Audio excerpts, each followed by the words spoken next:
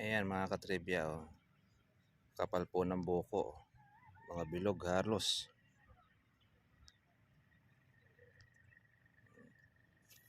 Ganda po ng bilog niya. Oh, ito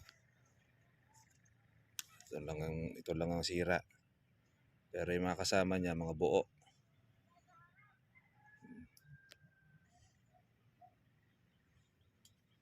Grabe. Ay, maglalagas pa po ito mga farmers. Hindi naman lahat yan ay magtutuloy. Dahil magkakasangalan nito kapag halimbawa ay tinuloy niya lahat ng kanyang bunga. Ay obligado siyang magbawas. Ang mahirap nun, kung hindi mo ito inalagaan, lahat ganito bunga. Yan, yung mga ganito mga kopi.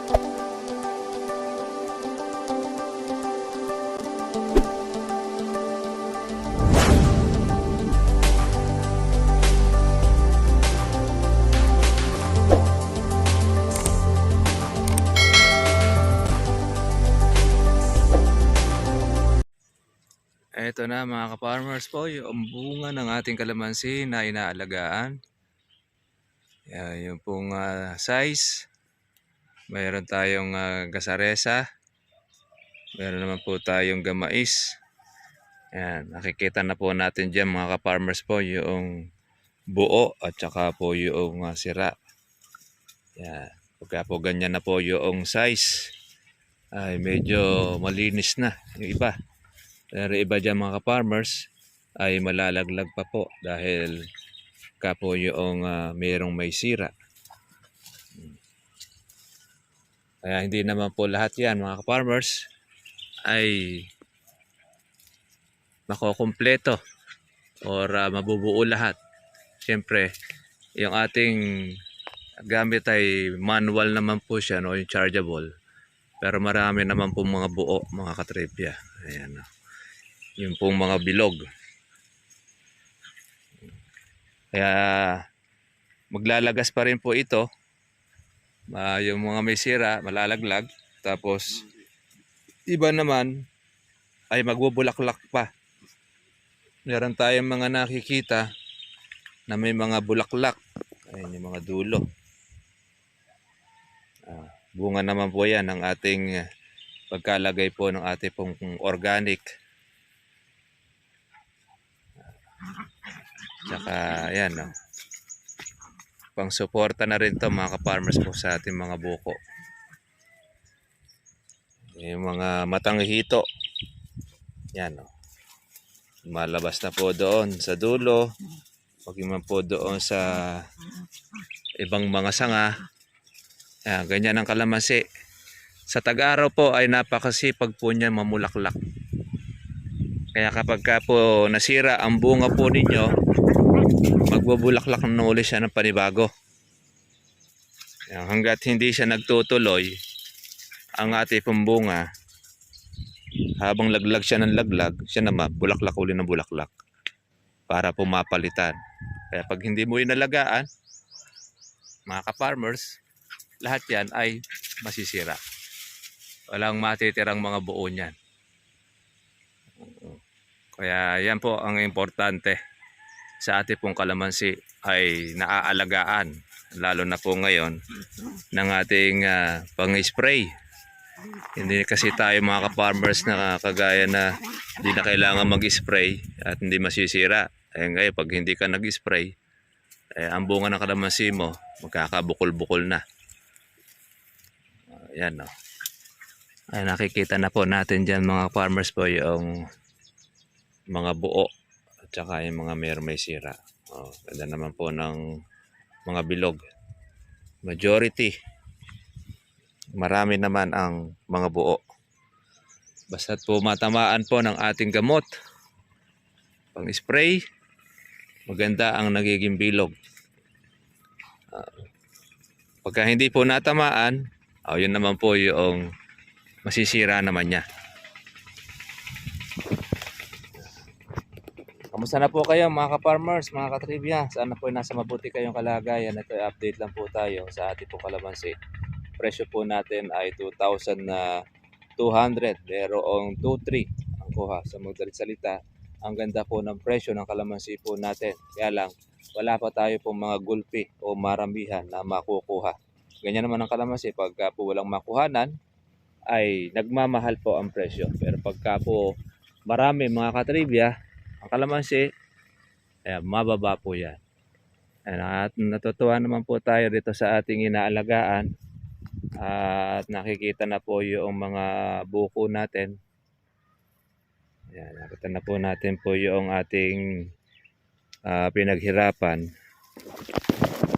Kakaroon na tayo ng pag-asa na kung saan ay marami pong matitira ng ating kalamansi. At tsaga-tsaga lang para po noon continuous yung ating alaga,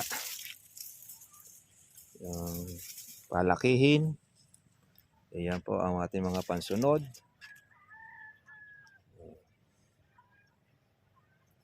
Kaya hindi po biro-biro mga ka-farmers po ang gastos.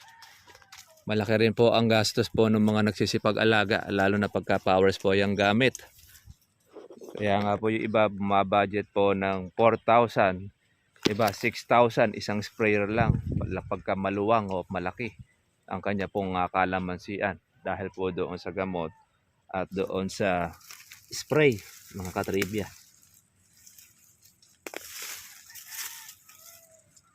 Sulit naman pagka makatsempo ka ng presyo at marami pong mabuo. Gaya niyan, dami. Akala mo siya mga garapata, mga ka-farmers.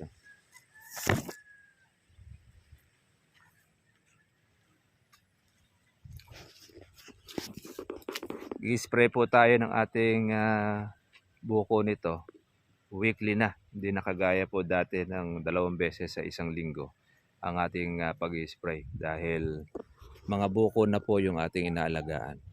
Ngayon naman pong mga lumalabas po ng mga bulaklak, ayan na, meron po sa mga kilikili. Pagka po ito mga farmers po ay marami, ay magiging twice a week naman uli ang ating pong pag-i-spray. Another batches po ito mga ka-farmers. Yan naman po ang ating pang June. March, April, May, June. Pang June at July. Yung labas po ng bulaklak po natin ngayon.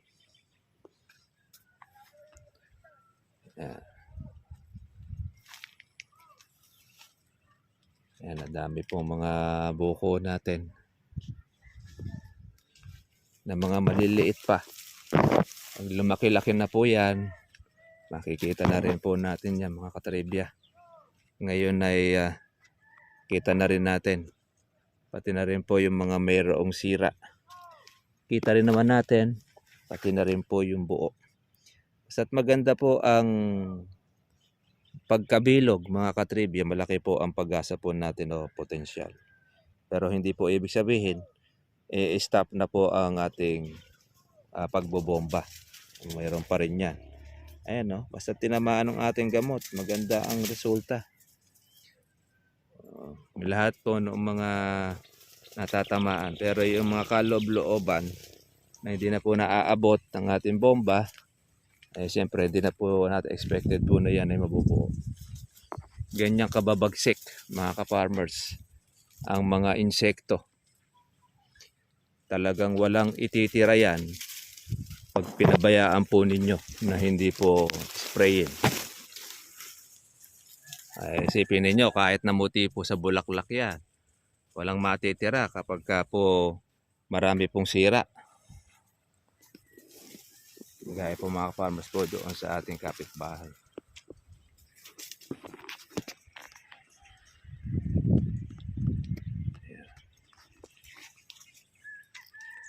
Good news, malaki ang potensyal ng ating kalamansi. Yung ating mga bukong mga maliliit, ito na, palakihin na lang po natin. Ito masipag po itong mamulaklak itong kotsok natin na ito. Pagka panahon po ng mahal ng presyo, maaasahan siya.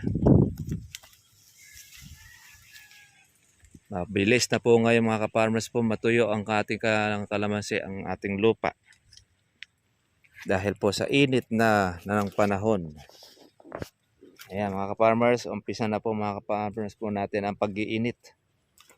Kaya medyo madadalas na po ang ating pagpapatubig sa ating kalamansian.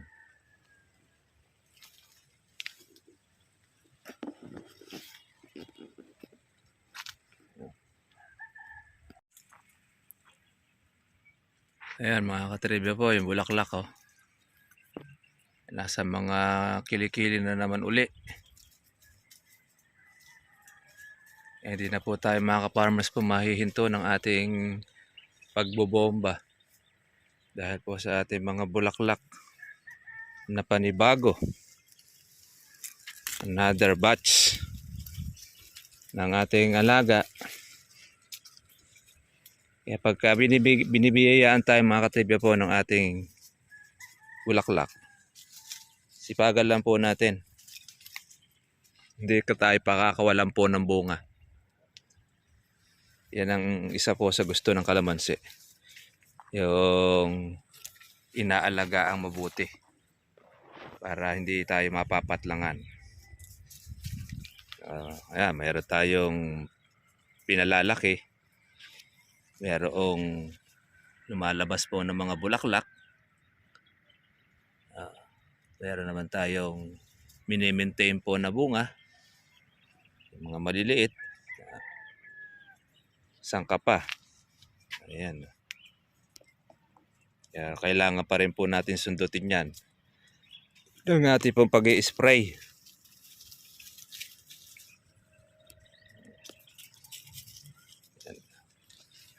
Kaya meron pa tayong mahahalaw. Pang maintenance. Makakakuha pa tayo. Mga katribya. Marami ito. Basta't magtutuloy lang. Ayan, yung mga buko para pong mga garapata eh. Madami. Kaya kailangan dyan supply ng ating tubig.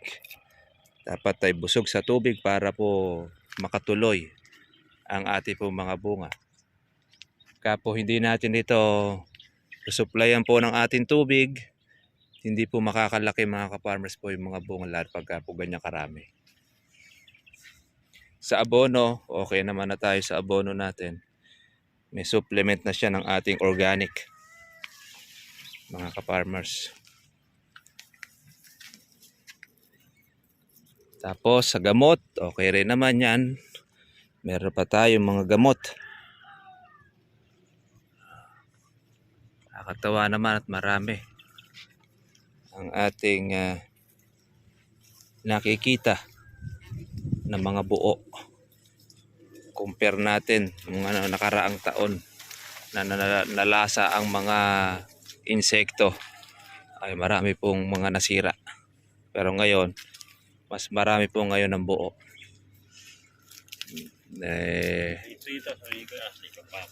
Saan? Shopee. Sa Shopee. Ay, order na lang na.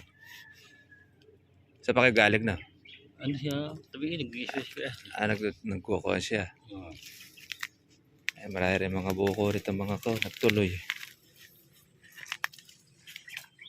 Order na lang doon. Ano? Ito pong mga ka-farmers po yung ating kapitbahay. Na-delay po siya ng kanyang pag-i-spray. Marami pong sira. Ayan yung mga bukong mga maliliit. Halos wala pong naging matino. Nasira yung kanyang mga bulaklak dati. Kaya ganyan po kabagsik po ang insekto. Kahit po mga ka-farmers mamuti po sa bulaklak yan. Hindi po natin mapagbuti ang ating pong alaga. Malalaglag. Ayan. Tayo pong bulaklak nito mga trivia. Tagtag na. Kaya lang habang lumalaki ay nagiging kopildong po ang kanyang itsura. Sisira rin. Ayan o. tagal po na panahon yan. Pagka nalaglagan ka ng bunga, tako, balik ka uli mga farmers po sa grade 1. Magpapanibago ko ulit yung bulaklak. Buti lang tayo mga farmers ay naagapan po natin. Meron tayo mga ilang mga may sira. Hindi naman siya ganun karami. Mga buo, ayan. Maganda yung kanyang pagkabilog. Para mga ka-farmers, at yun lang po, monitor lang po tayo sa ating pong alagang kalamansi at magandang balita. Taas ang presyo ng kalamansi natin ngayon, yung ating pong inaalagaan ay malaki po ang pag-asa na marami po siyang mga buo. Sige mga ka-farmers, God bless sa inyo lahat. Kita na po tayo bukas. Bye-bye.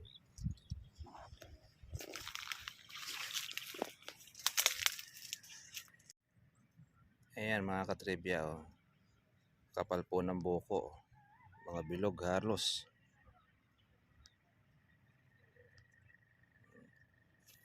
Ganda po ng bilog niya. Oh, ito. Ito lang ang sira. Pero yung mga kasama niya, mga buo.